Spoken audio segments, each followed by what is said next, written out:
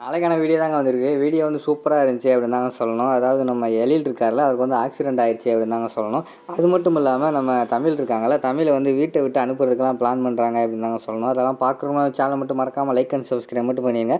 First எடுத்தோடனே நம்ம எழிலை வந்து ஃபாலோ பண்ணிக்கிட்டு தமிழ் போய்கிட்டே இருக்காங்க. ஆனால் எழிலை இடிக்கிறதுக்கு வந்து முன்னாடி வந்து ஒரு ஆம்புலன்ஸ் வண்டி வர மாதிரி காட்டிக்கிட்டே இருக்காங்க.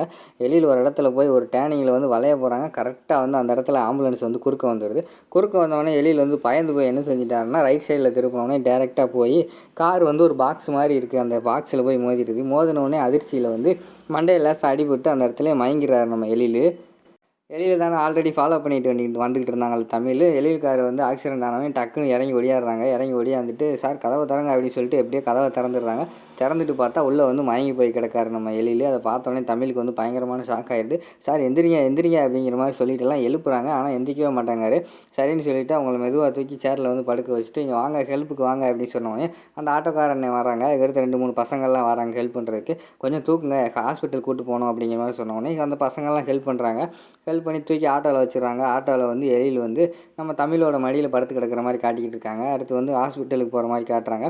ஹாஸ்பிட்டலில் போய் ஐசியூலெலாம் வச்சு எல்லாமே செக் பண்ணி பார்த்துக்கிட்டு இருக்கிற மாதிரி காட்டுறாங்க. அந்த நேரத்தில் வந்து விஷயம் வந்து எப்படியோ வந்து மனோவுக்கும் எழிலோட அம்மாவுக்கும் தெரிஞ்சிருது. வந்த உடனே நம்ம எழிலை பார்த்து அழுக ஆரம்பிச்சிடுறாங்க. நம்ம எழிலோட அம்மா வந்து மனோ வந்து பயங்கரமான கோபத்தில் இருக்காங்க. தமிழ் இதை வந்து ஒரு சாக்காக வச்சுட்டு தமிழ் இந்த வீட்டை விட்டு வெளியே அனுப்பணும் அப்படின்னு சொல்லிட்டு விறுவிறுன்னு வந்தவொடனே தமிழ் மேலே வந்து கோவப்பட ஆரம்பிச்சிடுறாங்க. எல்லாத்துக்கும் காரணம் இவ தான் ஆண்டி அப்படிங்கிற மாதிரி சொல்கிறாங்க.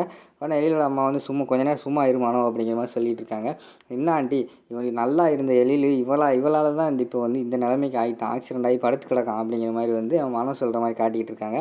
அங்கிட்டு பார்த்தா நம்ம தமிழ் வந்து என்ன பேசுறதுன்னே தெரியாமல் அழுதுகிட்டே இருக்கிற மாதிரி காட்டுறாங்க.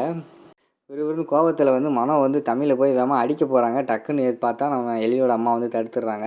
இவளால் தாண்டி இவளுக்கு வந்து சப்போர்ட் பண்ணாதீங்க, நம்ம வீடு நல்லா சந்தோஷமாக போய்கிட்டு இருந்துச்சு, இப்போ வந்ததுனால தான் எல்லா பிரச்சனையும் வந்துக்கிட்டு இருக்குது, வந்ததுக்கப்புறம் தான் கோர்ட்டு கேஸுன்னு 1008 பிரச்சனை நடந்துக்கிட்டு இருக்குது அப்படிங்கிற மாதிரி வந்து நம்ம மனம் சொல்கிற மாதிரி காட்டிக்கிட்டு இருக்காங்க.